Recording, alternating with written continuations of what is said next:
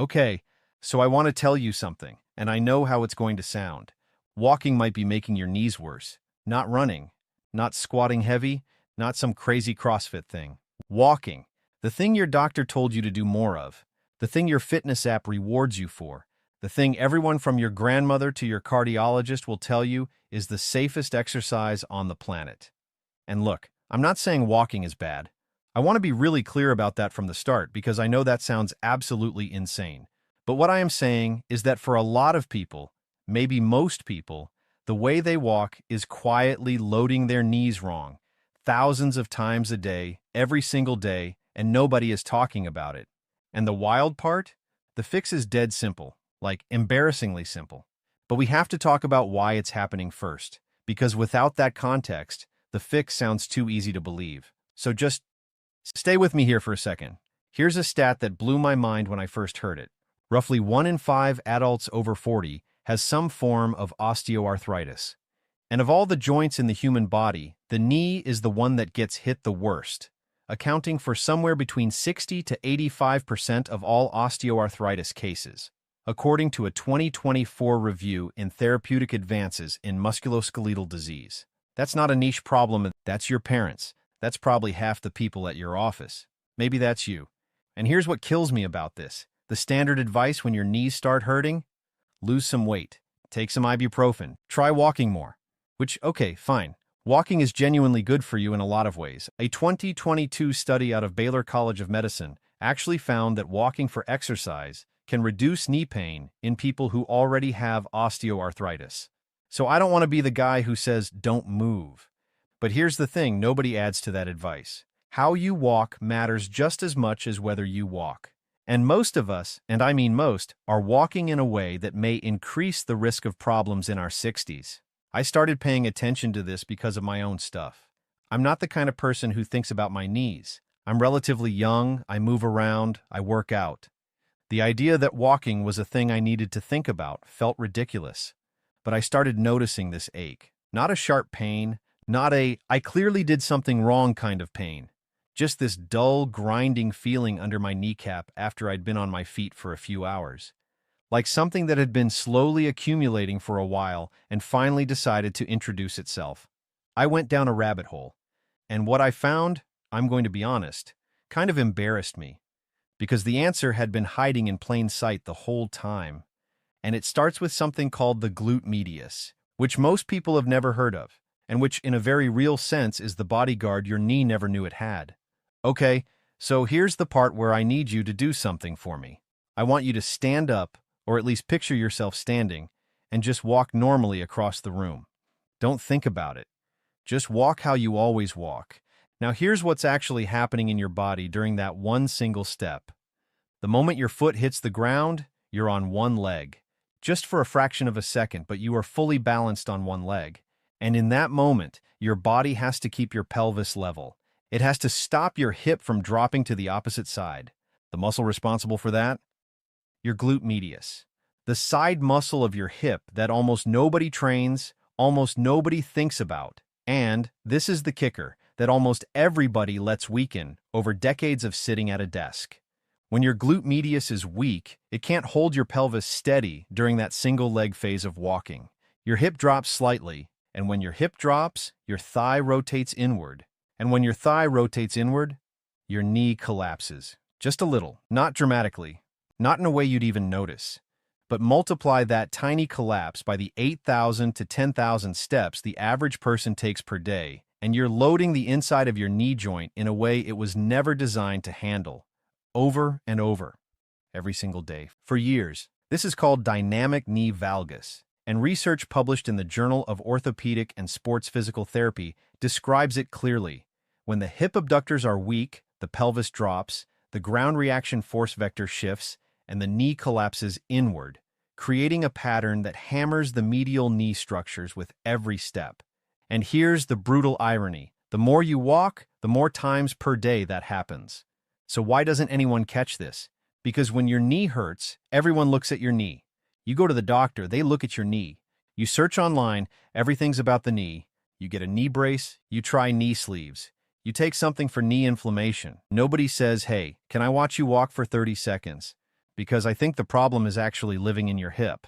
It's like your knee is just the scapegoat. It's the employee getting yelled at for a problem that started 3 floors up in management. And this is the same pattern I see with so many musculoskeletal issues.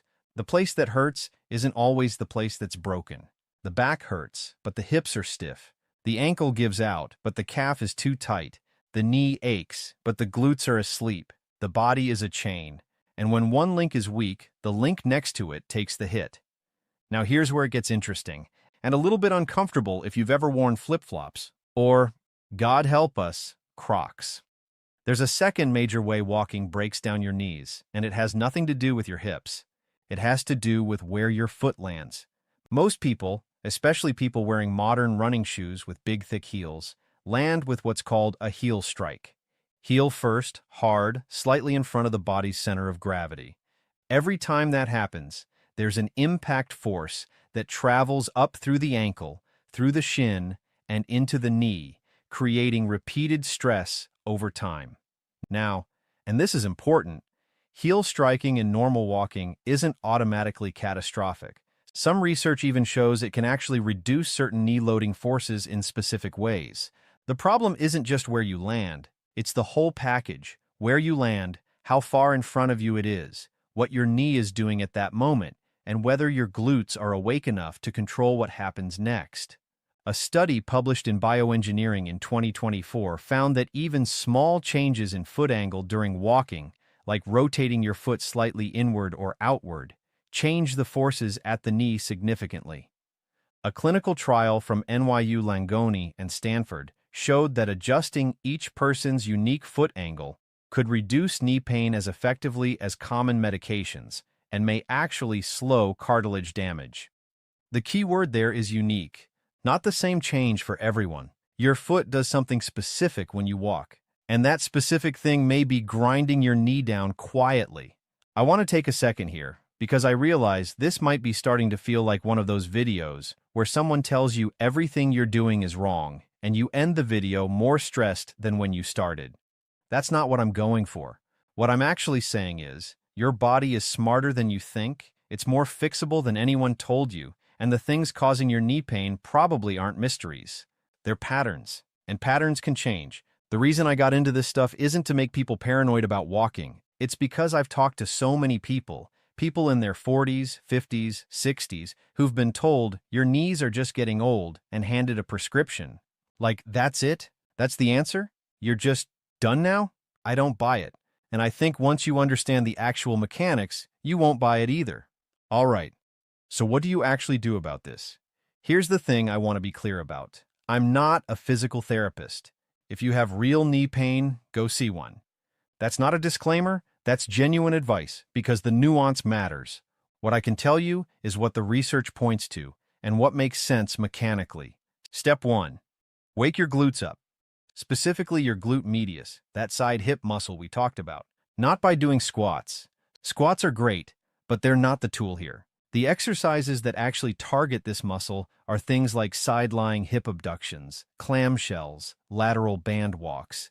These are not glamorous exercises. They're the kind of thing that looks very easy, and then you do 15 reps, and your hip is burning, and you realize it was not, in fact, easy. The research is pretty solid on this.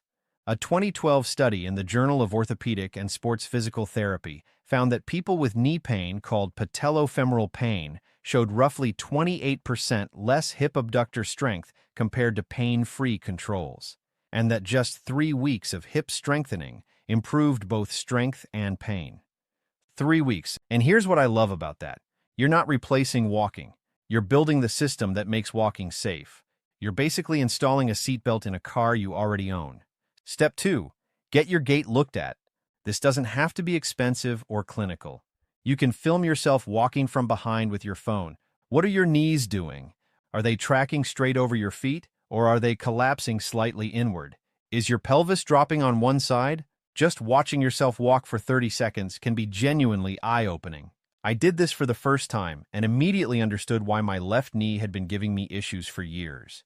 My left hip was lazy. I could see it, plain as day on a 20-second phone video. Step 3. Think about stride length. One of the simplest, most evidence-backed tweaks in walking mechanics is this: stop overstriding. Overstriding, taking huge steps and landing your heel way out in front of your body, increases the impact force on your knee with every step.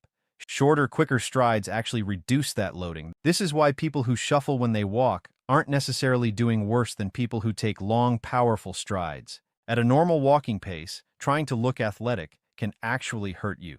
Here's what I've been thinking about a lot lately. We have this idea in health culture that the solution to physical pain is usually rest. Stop doing the thing that hurts. Give it time. Be careful. And there's a version of that which is true and helpful. If something is inflamed, if something is actively injured, rest makes sense.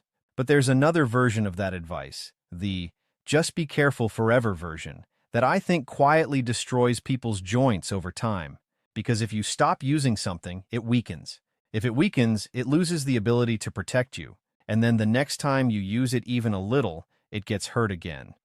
The back guy in the video I was watching put it really well. He called it the back loop. You get hurt, you protect it, it weakens, you get hurt again, over and over. And the medical system, as good as it is at managing acute injuries, often isn't great at breaking that loop. The knee loop is the same thing. You feel knee pain, you walk less, your glutes get weaker, the next time you walk your knee is less protected, it hurts again.